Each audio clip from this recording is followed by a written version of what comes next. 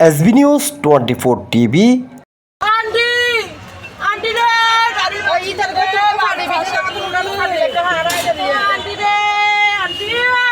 বোয়ালখালীতে মাইক্রোবাসের ধাক্কায় প্রান্তিকা সর্দার ৯ বছরের নামে এক শিশু প্রাণ হারিয়েছে।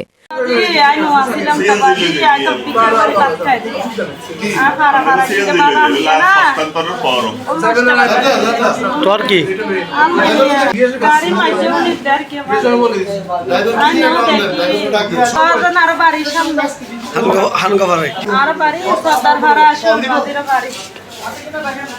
নাম কি বয়স দূর?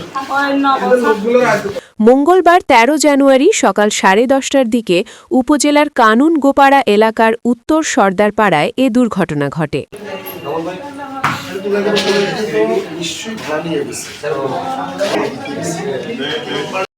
প্রান্তিকা উত্তর সর্দারপাড়ার বাসিন্দা গণেশ সর্দারের মেয়ে। সে স্থানীয় মুক্তাকেশী সরকারি প্রাথমিক বিদ্যালয়ের ২য় শ্রেণীর ছাত্রী ছিল। ৪ সন্তানের মধ্যে প্রান্তিকা ছিল সবার বড়। তার ৩ বোন ও ১ ভাই রয়েছে।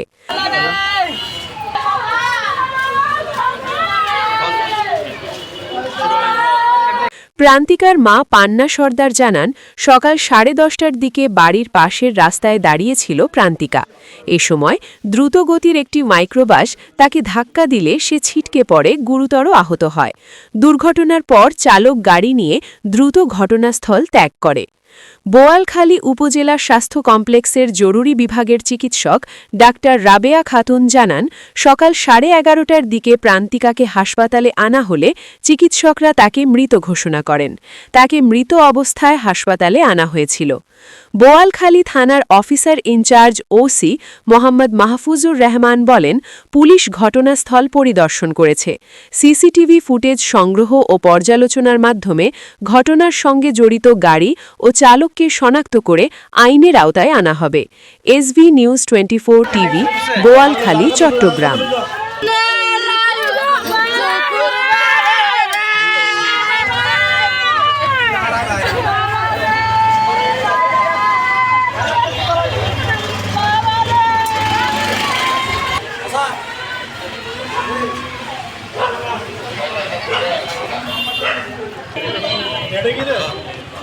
ঘরের লোক দেড়ে মৃত ঘোষণা হয়ে দিলে না